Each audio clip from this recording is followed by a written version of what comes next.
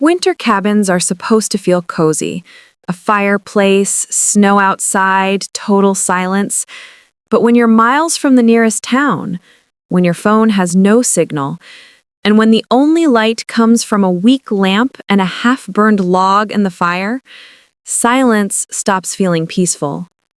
In this video, we're going through 4 true creepy horror stories from isolated winter cabins.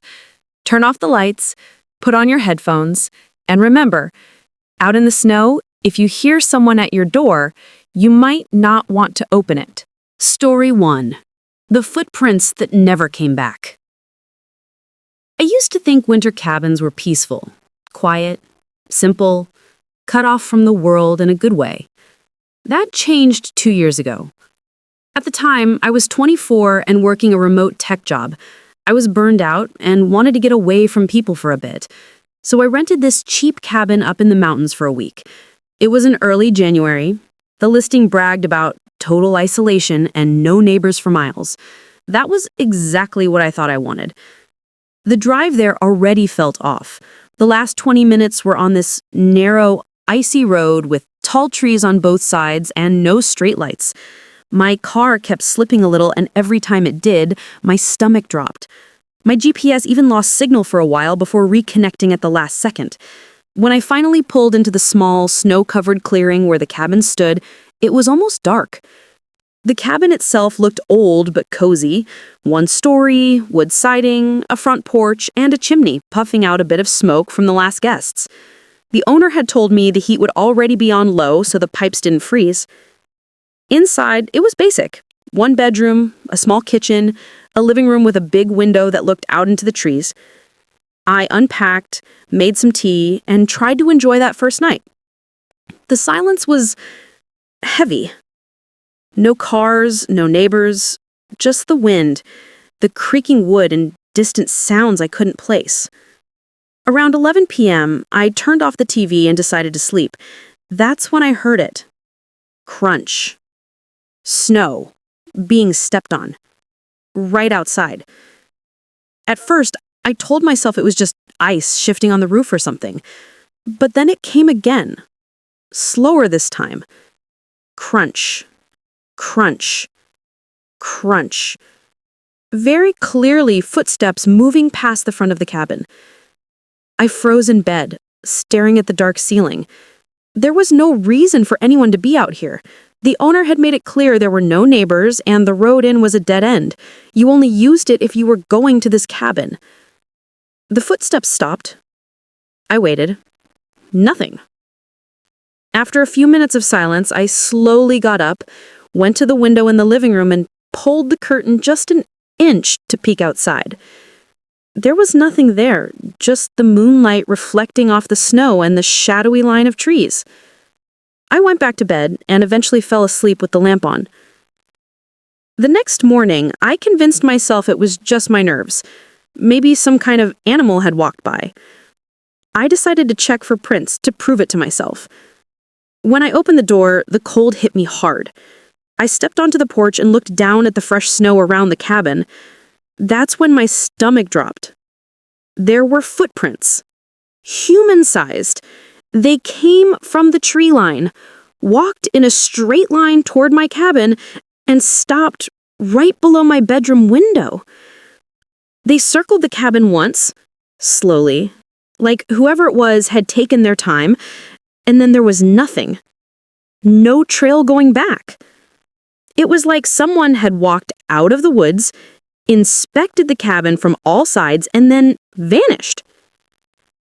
I stood there way too long, just staring at the snow. I checked around the back, near the shed, near the trees. Nothing. Just that single path coming in and looping around the cabin. I called the owner. I tried to make it sound casual, like I was asking about wildlife, but my voice was shaking. He seemed confused and a little annoyed. He told me there shouldn't be anyone around, that he hadn't been there in 2 weeks, and that it was probably a hunter or some hiker who got lost and cut through the property. But there's no trail going back, I said. He laughed a little, but it was forced. Look, if you're scared, I can refund the last couple of days and you can head out early. I didn't want to look like a coward, so I said I'd be fine. That night, I made sure every door and window was locked. I pushed the small kitchen table in front of the front door just in case. I kept the TV on for background noise, but the volume low so I could still hear anything outside. Around 2 a.m., I was half asleep on the couch when something woke me. It wasn't a sound. It was that feeling, that heavy, crawling feeling that someone is watching you. My eyes opened slowly, and for a second, I didn't know where I was. Then I remembered the cabin, the snow, the footprints. The TV was on, casting a dim light around the room. I realized it wasn't silent. There was something under that TV noise. A faint, rhythmic scraping. Like something dragging across wood. It was coming from the back of the cabin. I muted the TV and sat up, barely breathing. Scrape. Pause. Scrape. It sounded like it was above me, on the roof. I stared up, my heart pounding. I didn't want to move. I didn't want to even breathe too loud. The scraping went on for maybe a full minute. Slow, deliberate, like someone crawling or dragging something heavy across the roof. Then it stopped. A full minute of silence. Then, knock. Not on the front door. On the window behind the couch. Just one single hard knock. I jumped to my feet and spun around. The curtain over the big window was closed, but there was a dark shape behind it. Not a clear shape, just darkness where the snow's light should have been. Then I heard it. A voice, low and muffled through the glass. "Let me in. It's so cold." It sounded like a man, but there was something wrong with it. Like he was trying to whisper and shout at the same time. I didn't say anything. I just backed away, toward the hallway. The voice came again, a little louder. "I'm freezing. Just open the door." He didn't say window. He said door. But he was at the window. I grabbed my phone with shaking hands and dialed 911, even though I knew reception was awful out here. Somehow, a call went through, but it was glitchy. The operator could only catch half my words, but she did manage to say, "Stay inside, stay on the line. A unit is on the way." While I was on the phone, the voice moved. I heard snow crunching slowly along the porch. Then a soft, patient knock at the front door. I held my breath. "Let me in." It sounded closer now, like his mouth was right against the wood. The operator kept asking me questions. I backed into the bedroom, locked the door, and climbed into the tiny closet. I stayed there shaking with the phone pressed to my ear. For the next 10 minutes, I heard knocking at random spots on the cabin, the back door, the side window, the wall next to where I was hiding, always followed by, "Let me in. It's so cold." But he never tried the handle, he never tried to break the glass, just knocking, asking, over and over. Then, as suddenly as it started, it stopped. The silence afterward was somehow worse. I waited in that closet until I finally heard tires crunching in the snow and voices shouting. The police found me still in the closet. They searched the property, the tree line, even the roof. They found footprints again. This time, they started at the tree line, circled the cabin in a weird, wandering pattern, and ended right below the bedroom window. Again, there were none going away. The officers tried to explain it as snowdrift or that maybe they missed the rest of the trail, but I could tell they were unsettled. One of them quietly told me before he left, "You shouldn't stay here alone. Not tonight." I didn't argue. I packed up my stuff while it was still dark and followed the cruiser back down the road. A few weeks later, I got a call from the cabin owner. He sounded off. He asked me if I had told anyone else about what happened. I said no, why. He sighed and said, "I had another guest up there, same thing. Footprints that don't come back, knocking at the windows, a man's voice asking to come in. They left in the middle of the night, said it sounded like someone was under the floorboards."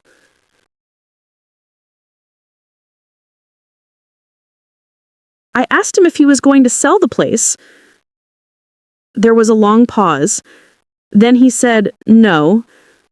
People still rent it out. Most of them don't mention anything strange.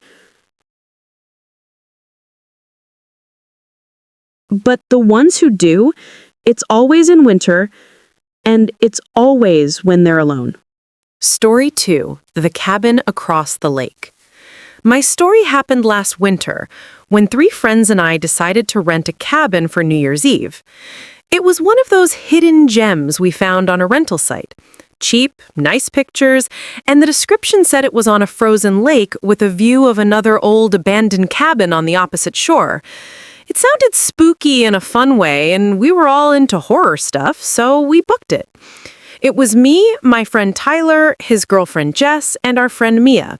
We drove up on December 30th, planning to stay 3 nights. When we got there, the place looked exactly like the photos, a clean wooden cabin with a big window facing the lake. The frozen water stretched out like a white field, and across it, maybe a few hundred yards away, was the abandoned cabin. That other cabin looked different from ours. Dark, older, with the roof drooping in the middle. No smoke from the chimney, no path shoveled, just sitting there in the snow, staring back at us. We joked about it as we unloaded the car. Tyler said, "Bet it's haunted," and Mia said, "Bet there's some old guy in there watching us right now." We laughed, but a small part of me wondered. The first day was fun. We had hot chocolate, played cards, and messed around in the snow. By evening, the temperature dropped hard. We could see our breath even inside the cabin whenever we stood too close to the window. That night, after midnight, we were all just sitting around talking when Mia walked over to the big front window, looking out at the frozen lake. "Okay, that's creepy," she said.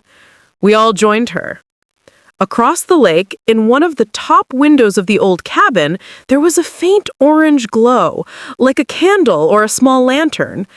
Tyler squinted, thought that place was abandoned. Jess said, probably just reflection, or someone else is staying there. But there had been no cars, no fresh tracks on the road besides ours. When we drove in, the side road that supposedly went around the lake toward the other cabin was completely untouched. We watched the tiny light flicker in that window for a few minutes. Then, without warning, it went out. We joked about it for a bit, but I noticed that no one was really laughing now. The cabin felt smaller. The wind outside sounded louder. Around 2 a.m., we decided to sleep. The cabin had 2 small bedrooms. Jess and Tyler took one, and Mia and I took the other. Our room faced the trees in the back. Jess and Tyler's room was on the lake side. Sometime in the middle of the night, I woke up to a soft tapping sound. At first, I thought it was just branches against the wall, but then I realized it was too slow and too regular, like someone gently tapping glass. Tap, tap, tap. Mia was awake too. I could tell because I heard her whisper, "Do you hear that?" We got out of bed and stepped into the small hallway. The sound was coming from the front of the cabin, from the big front window. We moved toward the living room, hearts pounding. The tapping stopped just as we turned the corner. The room was dark, except for the faint bluish light from the snow outside. The big window was just a black rectangle. Tyler's voice made me jump. You guys hear that too? He and Jess were at their doorway, both clearly freaked out. Jess said, "It was coming from the window, right? I swear it was coming from the window." We all stood there staring at the glass. There was nothing there. No shadows, no shapes, just our reflections and the faint outline of the lake and the trees. We eventually went to bed, but I didn't sleep well after that. The next morning, we went out to the lake. We wanted to see if maybe some animal had come up and brushed against the window or something, but there were no prints, no tracks of any kind around the front of the cabin. What we did see, though, made my skin crawl. On the frozen surface of the lake, halfway between our cabin and the abandoned one, there were footprints. Human footprints, starting from our side of the shore, heading out toward the middle of the ice, then stopping. Not turning back, not leading all the way to the other cabin, just ending in the middle of the frozen lake. Someone could have come from the other side, Tyler said. Maybe the wind erased the rest. But the line didn't go both ways. It started from our side. The first print was right at the edge of the lake, only a few feet from our cabin. We argued about it for a while, but there was no real explanation that made sense. It bothered us all day. By that night, the mood was different. We still tried to drink and play games, but everyone was on edge. Around 11 p.m., the light appeared again. Same cabin across the frozen lake, same upper window, same dim orange glow.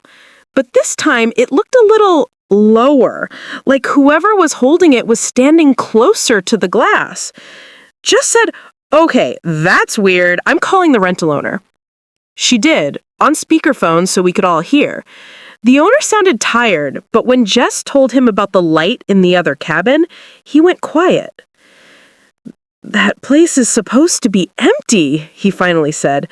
"That's my cabin too, but it's not safe to rent in winter. Pipes are messed up, roof leaks. Nobody should be in there."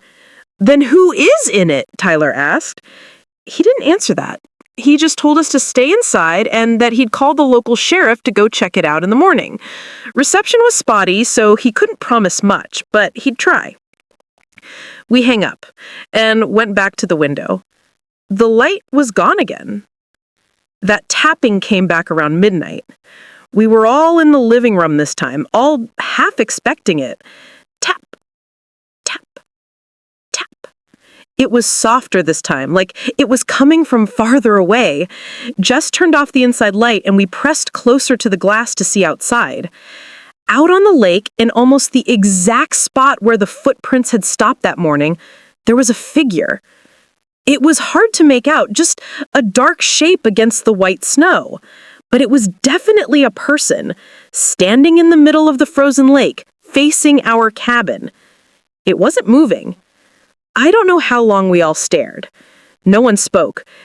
My mouth dried up, and I remember clutching the back of the couch so hard my knuckles hurt. Tyler whispered, "Is that a person?"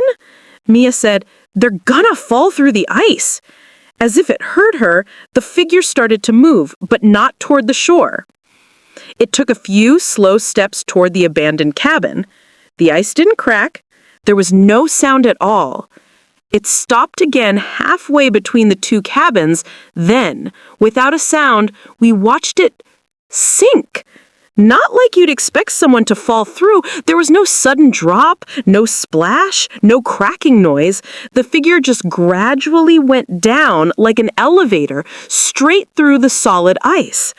1 second it was there, then its head was gone, then nothing.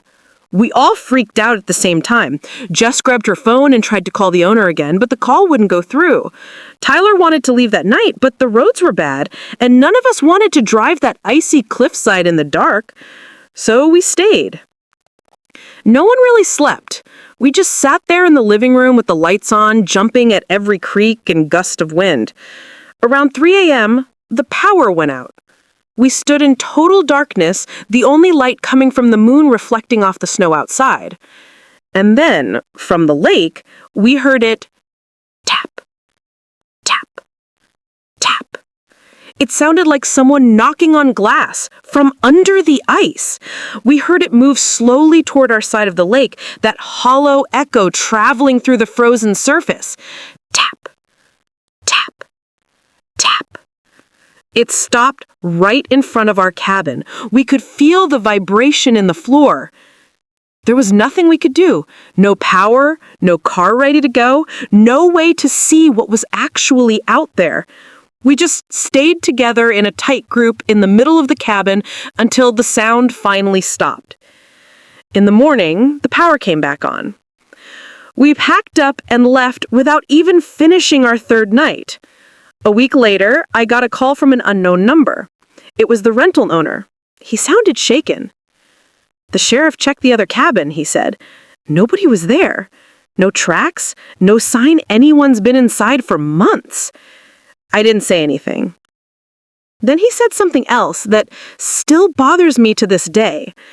He told me a kid went missing here about 20 years ago, the owner said quietly. Local boy, fell through the ice while walking across the lake between these two cabins. They never found the body. Every winter, some of the old-timers say they still hear knocking from under the ice. He laughed nervously. Anyway, if you guys want to come back next year, I'll give you a discount. I never answered that message. Story 3. The Voice on the Radio. Last December, I took my girlfriend, Leah, to my family's old winter cabin for a weekend. It was a small place my grandparents used to visit. No Wi-Fi, spotty cell signal, the kind of place you go when you want to really disconnect. The cabin was about a 40-minute drive from the nearest tiny town. The last few miles were just dirt and snow, and by the time we pulled up, it was already getting dark. The trees were heavy with snow, and the wind kept blowing little swirls of it across the clearing. Inside, the cabin was exactly like I remembered. Old wood paneling, a stone fireplace, and a big old radio sitting on a shelf in the living room. It was one of those battery-powered emergency radios that can pick up weather channels and stuff like that. My grandfather used to leave it on sometimes during storms. We brought our bags in, started a fire, and cooked a simple dinner. No TV, so we just talked and listened to the wind push against the walls. It was nice, at first. Later that night, the weather started to get worse. You could hear the snow hitting the windows, and the wind sounded louder and darker, if that makes sense. Around 10 p.m., Leah suggested we turn on that old radio to check the forecast. I dug it out, flipped the switch, and slowly spun through static until we found a weather station. A robotic voice was listing off storm warnings, wind speeds and temperatures, blizzard conditions, dangerous wind chill. We looked at each other. Of course we had picked that weekend. But we were stocked up on food and firewood, and the cabin felt solid enough. We went to bed, letting the sound of the robotic weather voice play softly in the background like white noise. Sometime in the middle of the night, I woke up to the sound of the radio still playing. Only the voice was different now. At first, I thought I was dreaming, but the more awake I got, the more I realized something was off. The voice wasn't robotic anymore. It sounded human, low, almost like a whisper, but clearly coming from the radio speaker. Leah was asleep next to me. The bedroom door was cracked open, and I could see a faint glow from the radio's dial in the living room. I slipped out of bed and walked out, my socks silent on the wooden floor. The closer I got, the clearer the voice became. If you're hearing this, you're not alone. I froze. The radio dial wasn't on the weather channel anymore. It was stuck between stations on what should have just been static. But under that static, there was that voice. I turned the volume down to see if it was just my imagination, but the voice stayed there, faint but sharp enough to understand. Cabin north of Miller's Ridge. 2 occupants. They can't hear you yet. My heart dropped into my stomach. Our cabin was north of Miller's Ridge. I knew that from the hand-drawn map my grandfather used to keep in a drawer. I grabbed the radio and shook it lightly. The voice cut out for a second, replaced by pure static, and then came back. "Don't do that," it said. I froze again. "Leah. Leah, can you hear me?" I felt cold all over. I hadn't said her name out loud since I woke up. She was still in bed in the next room. I turned the radio off. The cabin was silent now, except for the storm outside. I stood there in the dark for a few seconds, trying to slow my breathing. Then I told myself it had to be some weird overlapping signal, a prank station, something like that. I put the radio back on the shelf, went back to bed, and didn't tell Leah about it. The next morning, the front door was partially open. Only a few inches, but enough for some snow to have blown in and formed a thin line along the floor. I was sure I had locked it. Leah woke up and saw me staring at it. "Did you go outside?" she asked. "No. Did you?" She shook her head, looking as unsettled as I felt. We checked to see if anything was missing, but everything was where we left it. Food, bags, keys, nothing disturbed except for the snow by the door. I tried the lock a few times. It worked fine. "It's an old house," I said. "Wind probably pushed it open." She didn't argue, but I could tell she didn't fully believe it. The storm got worse as the day went on. By afternoon, we'd lost cell service completely. No bars, no calls going through. We tried to make the best of it. Cards, reading, making jokes about being trapped like in some cheesy horror movie. That night, we left the fire burning low and tried to sleep again. I woke up to the radio a second time. This time, it wasn't just a voice. It was our names repeated slowly, like a roll call. Leah. Eric. The voice was so clear it sounded like someone standing right next to my ear, even though it was coming from the other room. Leah's hand grabbed my arm in the dark. "You hear that too?" she whispered. So she wasn't asleep. She'd heard it too this time. "Yes," I whispered back. We stayed in bed, listening. The radio crackled softly. Then the voice spoke again. "You shouldn't have come here during the storm." There was a long pause. Then, like it was reading from a script, it continued. "2 occupants, 1 male, 1 female. Doors locked, windows closed, no signal, no car movement." Leah squeezed my arm so hard it hurt. "Eric," the voice said next, "go to the window." Every hair on my body stood up. I didn't move. Neither did Leah. "Why is it saying your name?" she whispered. I didn't have an answer. The voice repeated itself louder this time. "Go to the window." The tone wasn't angry. It was patient, calm, like it knew I would obey eventually. I don't know why I did, but after a minute, I slowly got out of bed. I told Leah to stay where she was.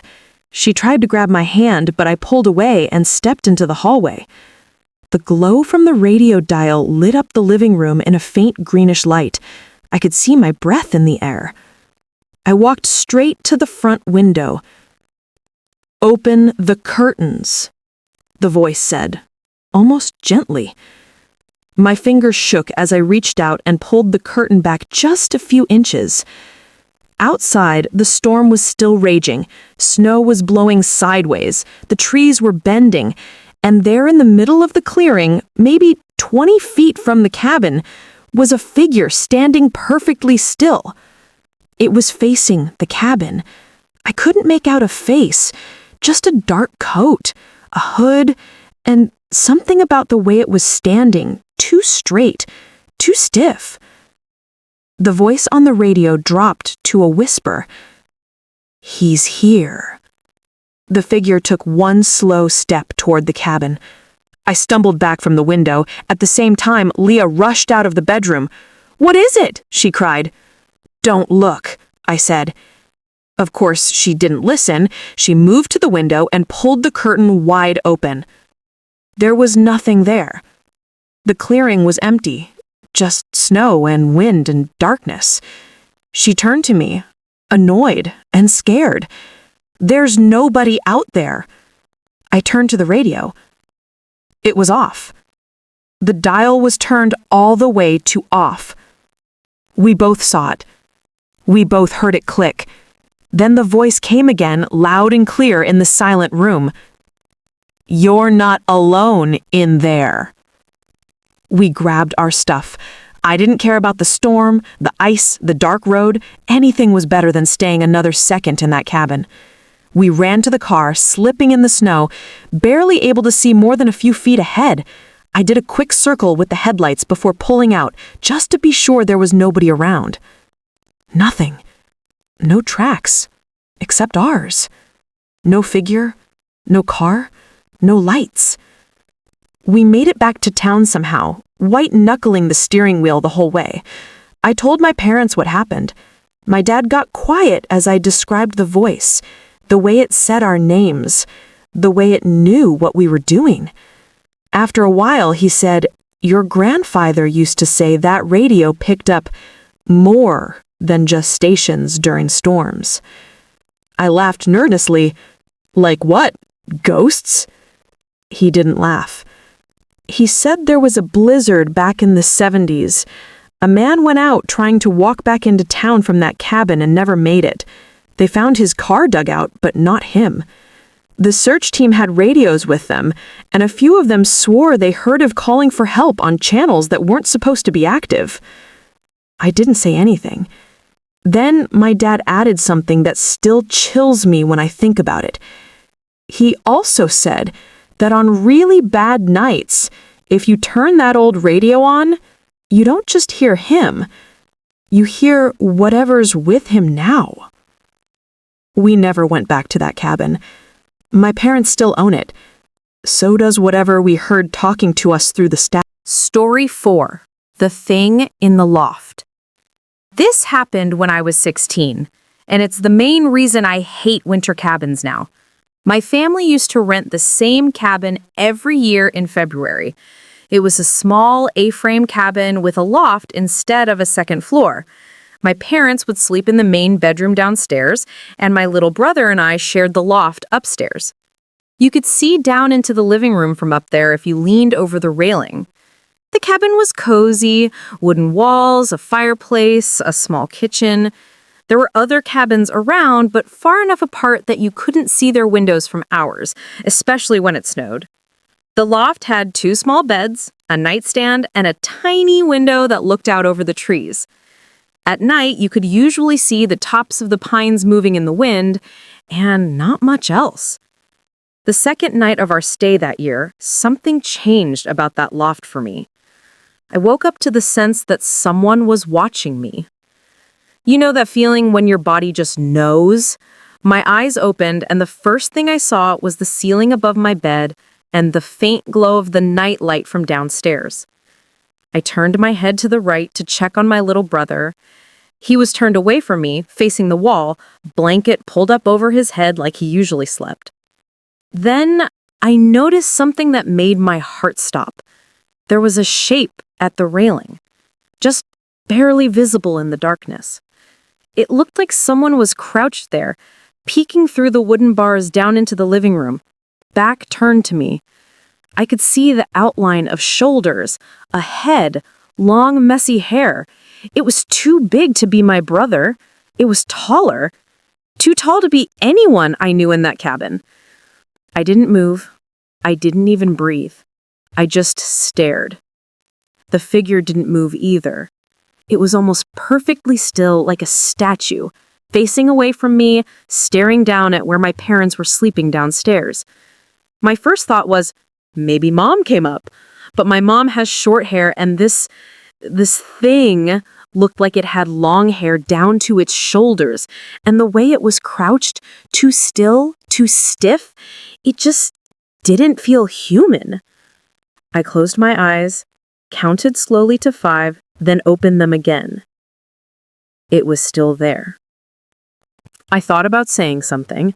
I thought about whispering to my brother, but some instinct told me if that thing realized I was awake, it would turn around. I did not want to see its face. So I did the only thing I could think of. I rolled over as quietly as possible, turning my back to it now. Now I was facing the wall like my brother. I pulled the blanket up over my head and squeezed my eyes shut. I lay there like that for what felt like hours. My heart was beating so loud I was sure it could hear it. I didn't sleep at all. At some point, I must have drifted into a light, broken sleep because the next thing I remember clearly is my mom calling us down to breakfast. The loft was empty. No figure at the railing, no sign anyone had been up there but us. I checked the floor near the railing for footprints, making up some story in my head that maybe my mom had come up and just looked different in the dark, but the dust on the wood near the bars was undisturbed. There was no sign that anyone had stood there. I didn't tell my parents right away. I just tried to push it out of my head. That day went by like normal. We went sledding, drank hot chocolate, took pictures. The whole time, I kept glancing up at the loft window when we were outside, half expecting to see someone standing there staring down. That night, though, it happened again. I woke up around 3 a.m. The loft was silent. My brother was snoring softly. This time, the shape wasn't at the railing. It was standing at the foot of my bed. Just a dark, tall outline. Not close enough to touch me, but closer than anyone unfamiliar should ever be while you're sleeping. I couldn't see details, just the impression of long hair, a head tilted slightly to one side like it was curious. My mind went blank. I couldn't even scream. I just stared at it. The longer I looked, the more I realized something was wrong with the way it was standing. It was too straight, like its joints didn't bend quite right. Its shoulders were too narrow, its head tilted a bit too far, like its neck should have snapped. It moved. Not a step, not like walking. It shifted, like someone had dragged it half an inch closer without it moving its legs. I finally managed to squeeze out a whisper. "Mom?" No answer. I tried again louder. "Mom?" My brother shifted and groaned behind me. The thing at the foot of my bed slowly leaned forward. Not like a person bending at the waist, more like its whole upper body hinged forward in one solid piece. I snapped. I bolted upright and shouted, "Mom," as loud as I could. In that same second, the bedroom door downstairs opened. Light from the hall flooded up the stairway into the loft. The thing at the foot of my bed was gone. My mom yelled up, "What's wrong? What happened?" My brother sat up, confused and half asleep. What's going on?" I couldn't answer at first. I just kept staring at the empty space at the end of my bed, my breathing shaky. My mom came up to the loft and checked around, clearly annoyed and worried. There was nothing there. No one could have gone down the stairs without her seeing them. Eventually, I told them what I saw. My dad brushed it off as a nightmare. My mom said I probably had my eyes open while dreaming. I wanted to believe them. I really did. But the next morning, when we were packing up to leave a day early because of the weather, I found something in the loft that made me sure I was awake both times. On the nightstand between my brother and mine, there was a small pile of pine needles. The thing is, we never brought a tree into the cabin. We never went to the loft with our snowy boots on. And the needles weren't near the door or by the stairs. They were right in the center of the nightstand, like something had placed them carefully there. I brushed them off the edge with my hand, and as they fell, I noticed deep, thin scratches on the surface of the wood where they'd been sitting. 4 of them, parallel, like something with long, narrow fingers had gripped the edge of the nightstand. I showed my mom. She told me the cabin was old and I was scaring my little brother. We left that afternoon instead of staying the extra night. A year later, my parents booked the same cabin again. I refused to go, so they brought my brother and my aunt instead. I stayed with my grandparents in town. When they came back, my mom avoided talking about the trip. My brother, though, told me something that made my blood run cold. He said he woke up one night and saw someone standing at the railing in the loft. I thought it was you. I asked him if they had brought a tree in or gone hiking in the snow. He frowned. No, why? I didn't tell him why. A month after that, my parents got an email from the cabin's owner. He said they were shutting it down for renovations and probably wouldn't be renting it anymore. He didn't say why. But at the bottom of the email, there was a weird note. It said, "If your kids ever complain about someone in the loft, please know we're taking steps to seal that part off permanently." There was no smiley face, no joke, no explanation, just that sentence. Sometimes in the winter, when I wake up in the middle of the night, I still feel like there's someone standing at the foot of my bed, just out of sight. I don't sleep with the door open anymore. Which story scared you the most? Comment below and subscribe for more true horror stories.